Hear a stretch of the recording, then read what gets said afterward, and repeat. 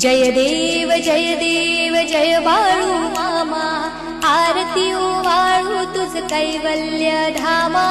जय देव धनगर कुळाचा उद्धार झाला, अवतरले संत अकुळ गावाला। बालपणी त्यांनी चमत्कार केला, वस्तीचे दर्शन भोजन थाळीला। जय देव मेंढ्या राखीती उन्हा तान्हात, मुक्या प्राण्यांवर अपार प्रीत। नीतीने बागावे कमी नाही होत, उन्मत्ताला मामा शासन करीत।